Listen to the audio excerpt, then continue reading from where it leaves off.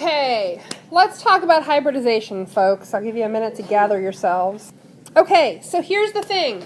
You know how we taught you all those shapes of orbitals and all of their orientations and their beach balls and their dumbbells and they're oriented on the x-axis and the y-axis and the z-axis? I lied. Oh, no, I didn't. That's where they start. But they end up being rearranged when atoms interact with one another. So an atom all by itself, left alone, those are the shapes of those orbitals. But what happens is their interaction with other atoms causes those orbitals to get rearranged. It's called hybridization, and you know what a hybrid is. It's a mix of two things. We can have hybrid plants, we can have hybrid animal species, we can have hybrid cars that are both electric and gas-powered. Orbital hybridization means that we take two different kinds of orbitals, we smush them together into a different kind of orbital. And it's kind of important because it enables all of the lovely carbon compounds that, make us up and make up other things. We're going to talk about some of those things. So what happens when you mix a couple orbitals is you get new orbitals, and where one orbital going in was lower energy and one was higher, now you get two that are equal energy. And they're sort of in the middle of what the old ones had for energy. So methane, and methane, by the way, is cow farts. Okay? It's the simplest, and I think 60% of humans, the other 30-something do carbon dioxide primarily. There's a way to test it, but we're not going there.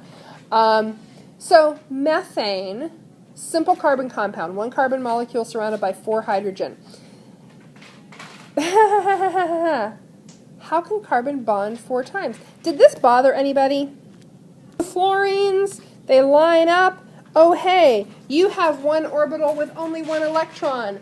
Oh, hey, I have one orbital with only 1 electron. Let's hold orbitals. They bond. They overlap that orbital. It's really simple. Now they're connected physically, and now you have a fluorine molecule. You have F2, diatomic. Awesome. This makes perfect sense. We can draw the individual orbitals, and we can see how those orbitals overlap and pair. Now, carbon, on the other hand. We have CH4, this is methane. We have carbon bonded to 4 hydrogens. Okay, well, let's draw hydrogen. 1s. Well, that was easy. And let's do carbon. So carbon has 6 electrons, so we have 1s, 2s, 2px. So there's carbon, there's hydrogen. I can totally see how one hydrogen lines up with a carbon and joins orbitals. Okay, that makes sense. I have an orbital with 1 electron in it. It would like to have 2. I have an orbital with 1 electron in it. It would like to have 2. Everybody holds hands, sings Kumbaya. We have a molecule. Cool. I can even see how another hydrogen would come along. And similarly, it's got, 1 orbital with 1 electron. And, here we have our happy little carbon, and there's another orbital. They can overlap, they can hold hands. I see how carbon bonds to 2 hydrogens. Anybody got a problem with this so far? What the heck happens there? I have a totally empty orbital on the second main energy level, and then I have a full 2s. So how do we get 2 more bonds out of this? How does that happen? The answer is orbital hybridization. So what happens, there is a difference in energy between 2s and 2p, but it's not so big as to be insurmountable. 1s, 2s, 2px, 2py, 2pz. Shoop, shoop, shoop, shoop, shoop. 1, 2, 1, 2, 1, 2.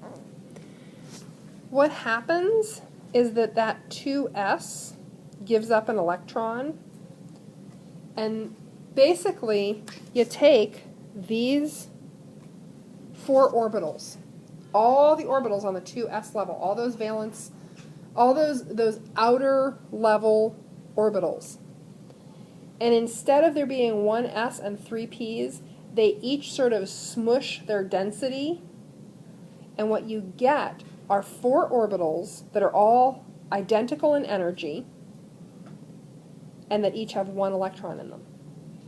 Now, the naming for these things is really creative. When we take 1s and 3 p orbitals, we call it an sp3 orbital. Ooh, never would have seen that coming. And if you mix 1s and 3p orbitals, you get 4 sites for attachment.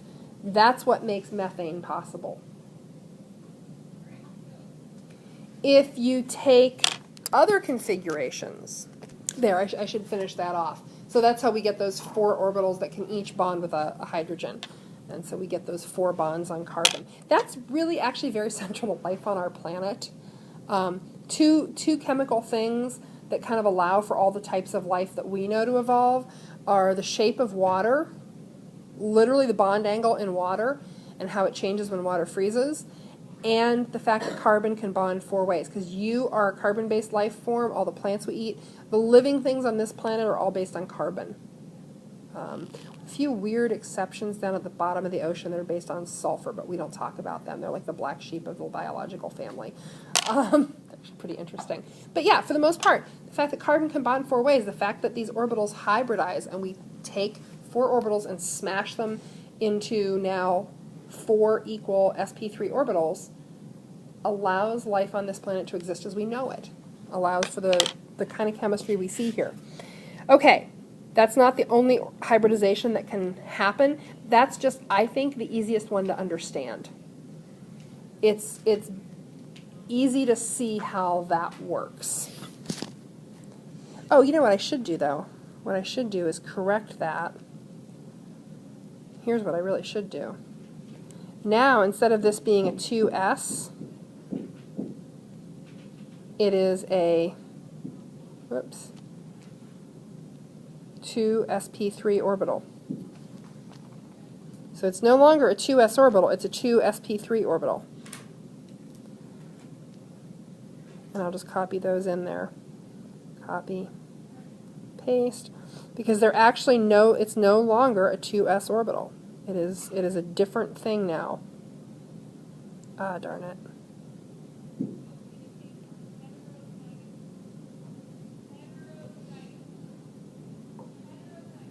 Copy.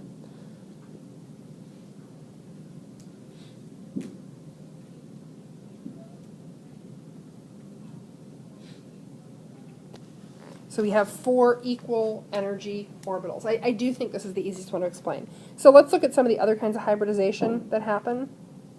Well, I guess this is kind of a picture. You know, we started off with our S beach ball and our X, Y, and Z axes.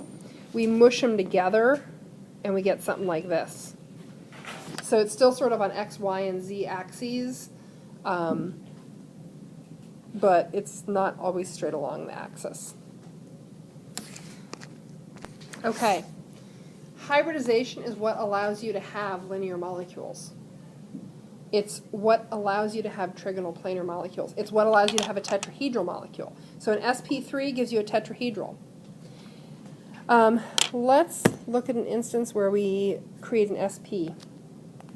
So 2 sites for attachment, and that's fairly obvious, but there are cases where oxygen is double bonding. And so what we have happen in oxygen is we form just an sp. And we distribute, we take,